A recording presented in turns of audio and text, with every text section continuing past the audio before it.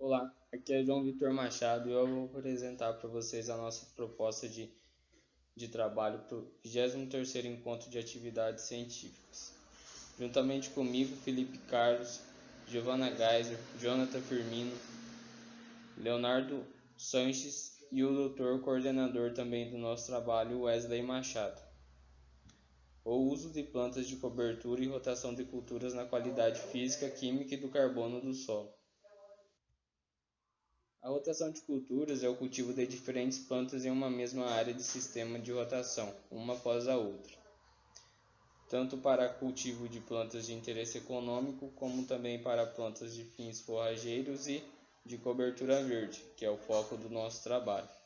A rotação de culturas é diferente de sucessão, que comumente é utilizada na agricultura brasileira.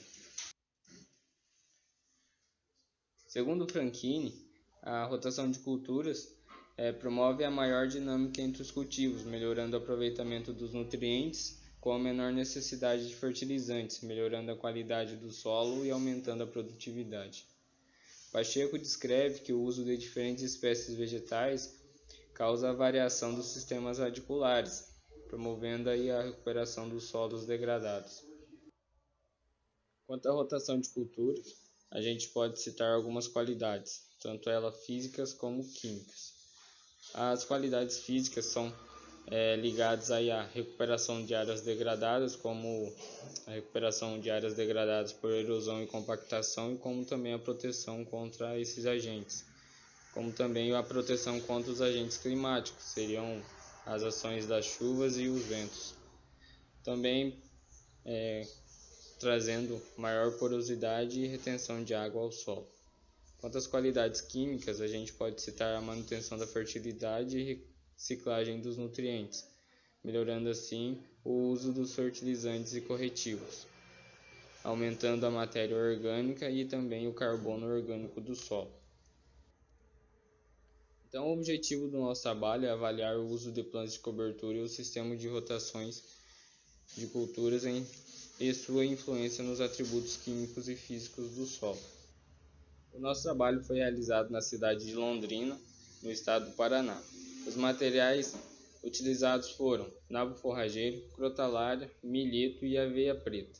Os métodos utilizados foram o tratamento em delineamento de blocos casualizados, onde foram utilizadas 2 repetições para 4 blocos com culturas solteiras, onde foram cultivados o nabo forrageiro, crotalária, milheto e aveia preta, e também 2 repetições de 4 blocos com culturas em consórcio, onde foi cultivado o nabo forrageiro mais milheto, crotalária mais aveia preta, nabo forrageiro mais aveia preta mais crotalária e milheto mais aveia preta mais nabo forrageiro.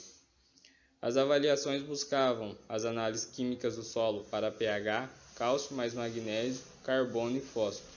As análises físicas do solo buscavam a densidade e porosidade total do solo.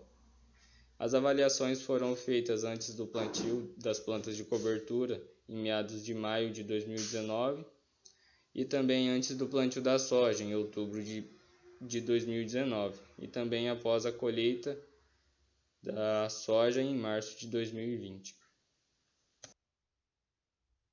Aqui estão descritas os resultados obtidos com as análises para pH, potássio, cálcio mais magnésio, carbono, fósforo e densidade e porosidade do solo. As médias dos atributos químicos e físicos do solo no plantio da soja após a rotação da cultura estão descritas como pré e pós a retirada da soja como pós. As médias seguidas pela mesma letra maiúscula na coluna da pré e minúscula na coluna de pós não diferem entre si estatisticamente. O asterístico representa a diferença estatística entre os tratamentos na linha a 5% de probabilidade. Os resultados obtidos foram submetidos à análise de variância e as médias também comparadas pelos testes de Tukey a 5% de probabilidade.